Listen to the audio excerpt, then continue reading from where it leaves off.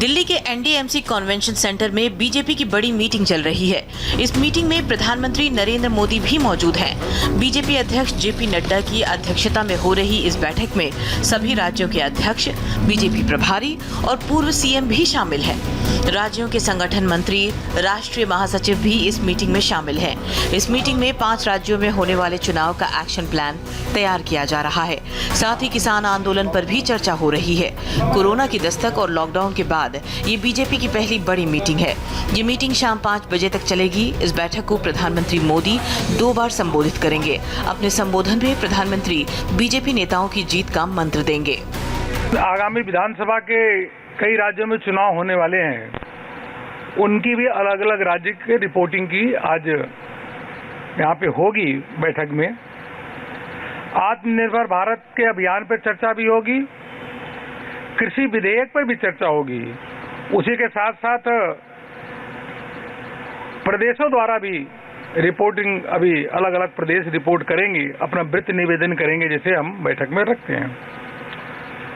उसके साथ जो संगठन की रचना और आगामी कार्यक्रमों के बारे में चर्चा और उसकी घोषणा होगी। एक तरफ दिल्ली में बीजेपी बंगाल विजय का एक्शन प्लान तैयार कर रही है और वहीं दूसरी तरफ पश्चिम बंगाल में हिंसा का दौर जारी है। नॉर्थ 24 परगना में बीजेपी की परिवर्तन यात्रा पर हमला हुआ है।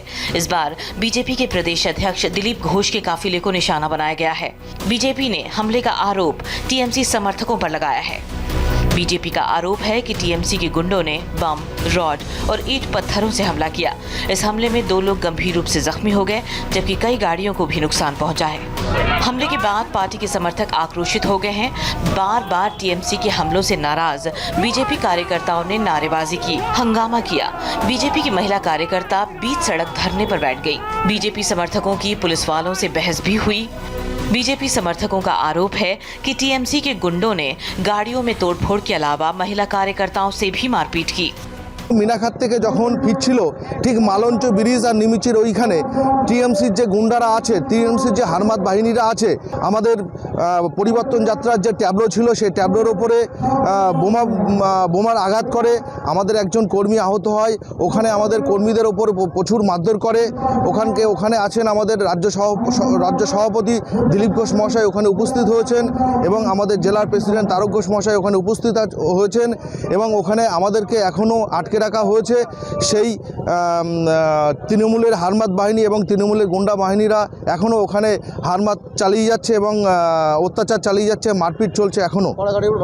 আমাদের ট্যাবলো ভেঙেছে একটা, আমাদের আরও 2-3টে গাড়ি ভাঙচুর করেছে এবং আমাদের মহিলা যারা কর্মী আছে তাদেরকেও মারধর করেছে ওখানে। परिवर्तन यात्रा पर हमले से पश्चिम बंगाल की बीजेपी यूनिट बेहद नाराज है। उसने चुनाव आयोग से परिवर्तन यात्रा पर हमले की शिकायत की है।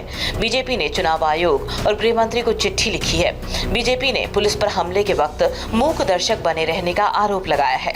बीजेपी की परिवर्तन यात्रा पर हमले का आरोप टीएमसी समर्थकों पर लगा, तो टीएमसी ने भी बीजेपी कार्यकर्ताओं पर अपने एक ऑफिस को निशाना बनाने का आरोप लगाया। टीएमसी का आरोप है कि बीजेपी समर्थकों ने उसके ऑफिस में तोड़फोड़ की।